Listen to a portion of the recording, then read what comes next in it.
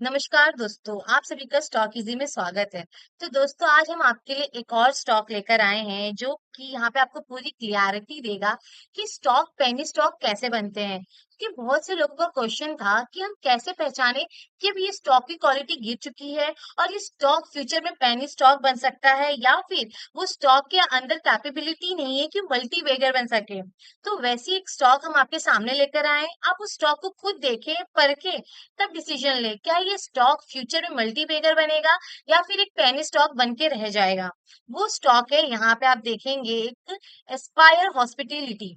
अगर आप देखें तो अगर हम इसके पीयर्स में जाएं तो आपको पता चल जाएगा ये एक होटल रिसोर्ट है।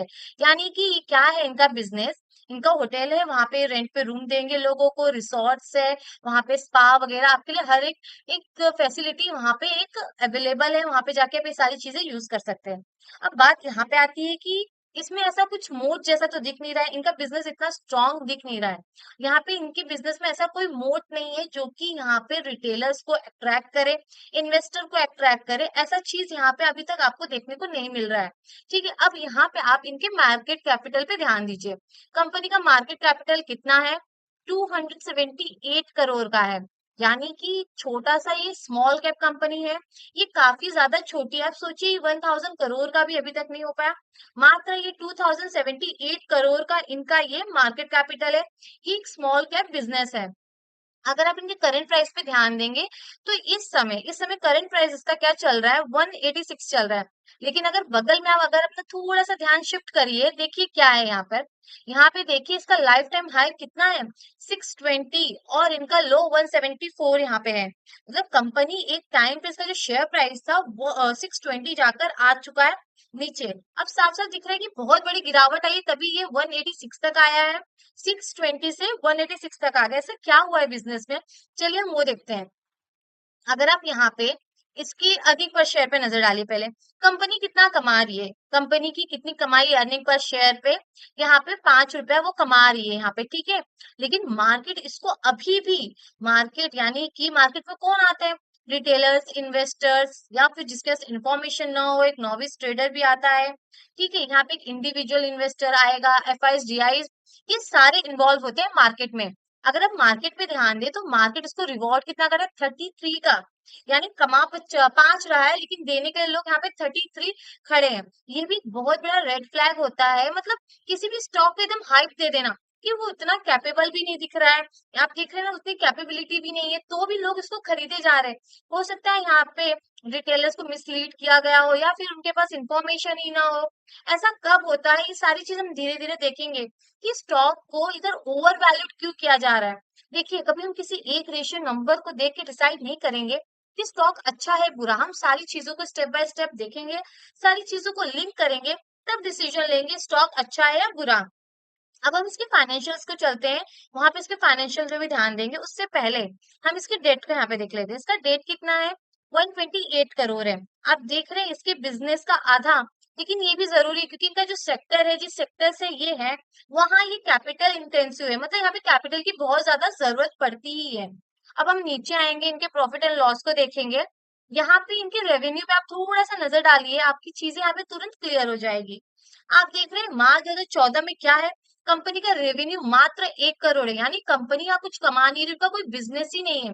यहाँ पे जो ये 1 करोड़ इन्होंने कमाया है, कितना डिसअपॉइंट है। अगर आप देखेंगे ये इनकी जो यहाँ पे जो प्राइस चल रही है, क्या ये चीज जो है इसको जस्टिफाई कर पा रही है? इनके रेवेन्यू को ये प्राइस बिल्कुल भी जस्टिफाई कर पा रही? नहीं कर पा रही है।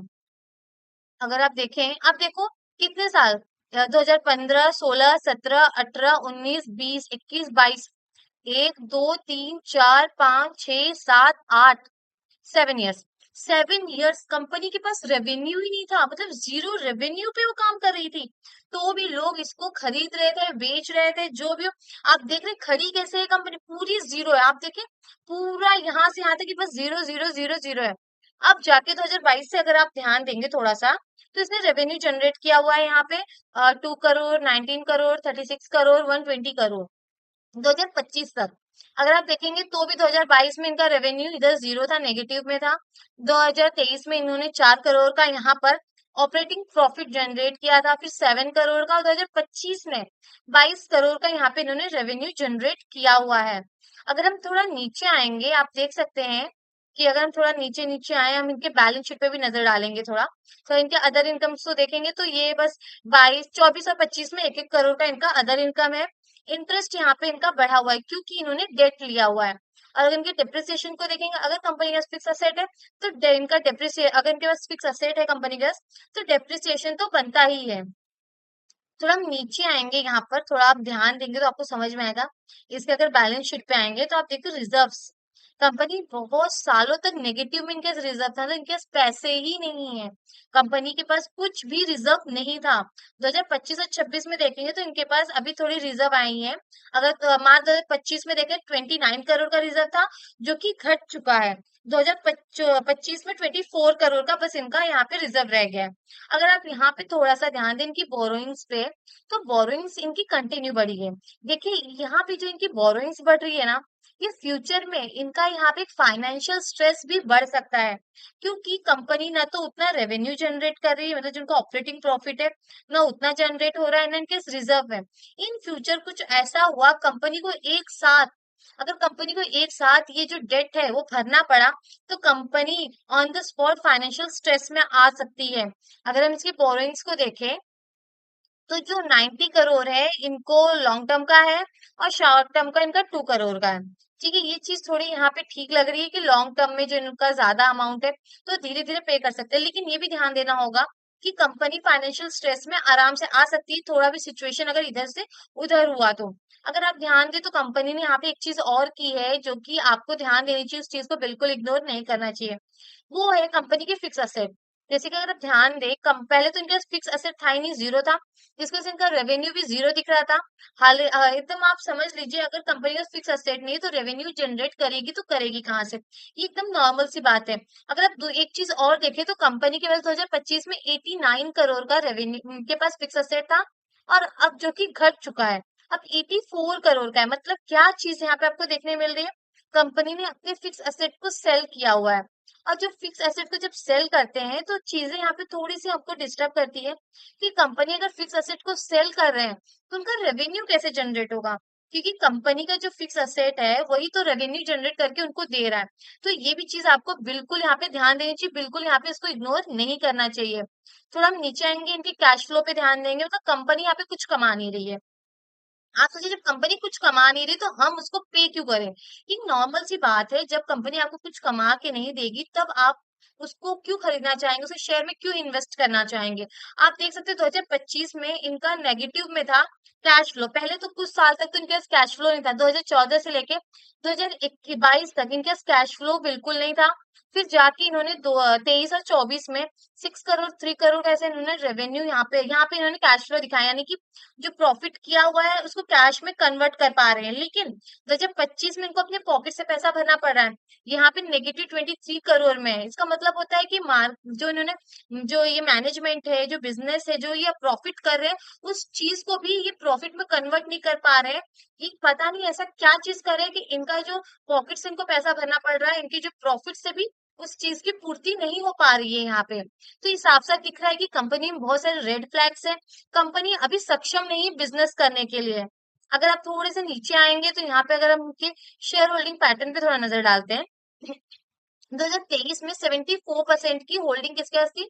प्रमोटर्स के पास थी, जो कि घट के 69.25% की प्रमोटर की हो गई है अब। और उसके अपोजिट में अगर आप देखें तो पब्लिक ने यहाँ पे खरीद लिया, उनका 28.66% की होल्डिंग है।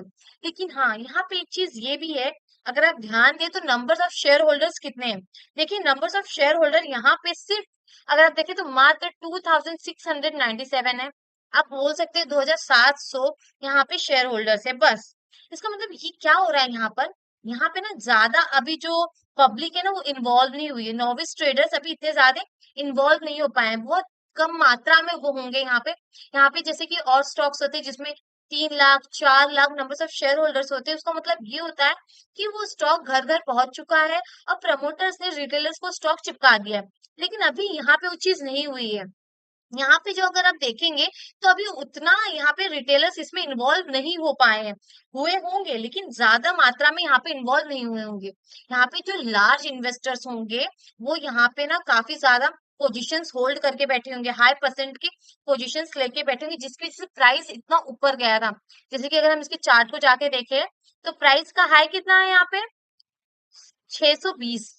620 ऊपर गया था, क्यों गया था मालूम है? क्योंकि ये ना अभी रिटेलर्स के हाथ में शेयर आ नहीं पाया था। ये शेयर ऊपर इसलिए गया क्योंकि जब लोग आपस में बाइंग एंड सेलिंग करते हैं तो ये सेम सिचुएशन देखने को मिलती है। हम इसको डेली चार्ट में देखेंगे तो आपको क्लियरिटी मिलेगी कि यहाँ पे क्या हो रहा है, क्योंकि यहाँ पे क्या होगा मालूम है आपको, वॉल्यूम्स तुरंत कम हो जाएंगे। ये देखिए,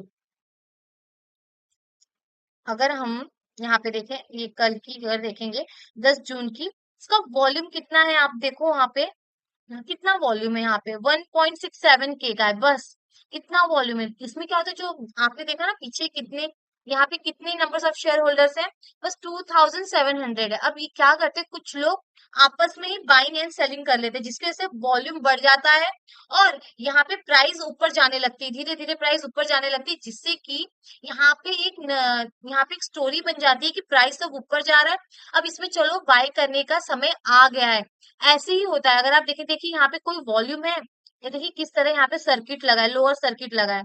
यहाँ पे देखिए पहले हायर सर्किट लगा था, देखो यहाँ पे हायर सर्किट लगा हुआ है, और यहाँ पे वॉल्यूम देखिए, वॉल्यूम ये देखिए हायर सर्किट लगा हुआ है, ये सब हायर सर्किट लगा हुआ है।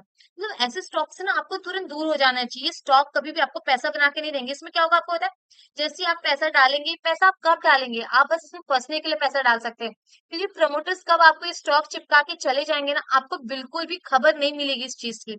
इसलिए ऐसे स्टॉक से ना आपको तुरंत दूर हो जाना चाहिए। थोड़ा आपको टेक्निकल भी, चार्ट भी रीड करने आना चाहिए। अगर आप इन्वेस्टर हैं तो आपको पता होना चाहिए कि एक बार आपने स्टॉक तो एनालाइज कर लिया कि हाँ स्टॉक अच्छा है, क्वालिटी स्टॉक है, फ्यूचर में ये एक अच्छा रिटर्न देगा, लेकिन आपको उसी स्टॉक में कब इन्वेस्ट करना है वो सिर्फ और सिर्फ आपको चार्ट बता सकता है। इसलिए आपको थोड़ा चार्ट रीड करने आना चाहिए। अगर आपको चाहिए कि चार्ट कैसे रीड करते हैं ये वो, तो इसके लिए हमारे पास एक बुक है, वो बुक रीड करके आप थोड़ी अपनी अंडरस्टैंडिंग बेटर बना सकते हैं। ये बुक है, ये secrets for profiting in bull and beer market. ये बुक अगर आप पढ़ेंगे ना, थोड़ी आपकी क्लियरिटी बनेगी कि स्टॉक को कैसे पहचान सकते हैं कि वो अच्छा है या बुरा, उसके चार्ट को हम कैसे एनालाइज करते हैं, बहुत ज्यादा आपको यहाँ पे क्लियरिटी मिल जाएगी इस बुक से। ये बुक काफी अच्छी है, हमने पूरी पढ़ी हुई है और बहुत सारी इंफॉर्मेशन हमें इस बुक से मिली है। बहुत ज्यादा हमारी अंडरस्टैंडिंग और बेटर बन पाई है। हमने एक वीडियो भी बनाया है, अगर आप चार्ट को और मतलब डिटेल में समझना चाहते हैं वो क्या है, कैसे कैसे अप ट्रेंड कब फॉर्म होता है, ये सारी चीजें, रेसिस्टेंस और सपोर्ट को हम कैसे एनालाइज करें कि यहाँ पे जो ब्रेकआउट आया है वो सही है या फिर फेक है। अगर आप ये चीज जानना चाहते हैं तो यहाँ पे हमारा एक वीडियो है, जिसको देख के आप यहाँ पे थोड़ी अपनी बेसिक अंडरस्टैंडिंग एकदम अच्छे से बना सकते हैं। यहाँ पे अगर आप आएंगे तो नीचे नीचे आते आते यहाँ पे आपको मिल जाएगा एक, कहाँ पे गया, एक सेकेंड, हाँ वहीं पे है, सनोफी अम्बुजा के प्लेलिस्ट में होगा। यहाँ पे अगर आप देखेंगे ना तो आपको टेक्निकल एनालिसिस, प्राइस एक्शन क्या है, कैसे आप उस चीज को समझ सकते हैं, पूरी चीज आपको यहाँ पे एकदम आराम से मिल जाएगी। ये देखिए प्राइस एक्शन में जब आप आओगे ना यहाँ पे, तो नमस्कार आपको यहाँ दोस्तों। पे क्लियरिटी मिल जाएगी। देखिए यहाँ पे आपको ना थोड़ा इधर अंडरस्टैंडिंग बेटर हो पाएगी कि कैसे चार्ट को यहाँ पे रीड किया जाता है, और सपोर्ट एंड रेसिस्टेंस क्या होता है वो चीज भी आपको यहाँ पे एकदम अच्छे से समझ में आ जाएगा। आपको एकदम अच्छे से क्लियरिटी मिल जाएगी हर चीज की। अगर आपको चाहते हैं कि आपकी बेटर अंडरस्टैंडिंग बने तो ये बुक को आप बिल्कुल इग्नोर मत करिएगा, इसको जरूर रीड करिएगा। बहुत इजी है, बहुत आसान से आपको इसकी लैंग्वेज समझ में आ जाएगी, इसमें कुछ भी डिफिकल्ट नहीं है। इसमें बहुत सारे चार्ट्स है जो कि इसमें जो भी चीज लिखी हुई है ना, आपको चार्ट के जरिए पता चल जाएगी। ये देखो कितने सारे चार्ट्स है, इसमें बहुत सारे चार्ट्स है, एकदम अच्छे से आसानी से आप समझ जाएंगे कि ये जो इन्होंने लिखा हुआ है, इसमें उन्होंने चार्ट में एक्सप्लेन किया है कि ये क्या है, कैसे है। एकदम बेटर अंडरस्टैंडिंग आपकी यहाँ पे बन सकती है। तो दोस्तों आजकल वही रुकते हैं। अगर वीडियो आपको यूजफुल लगा है तो लाइक कमेंट सब्सक्राइब जरूर करें।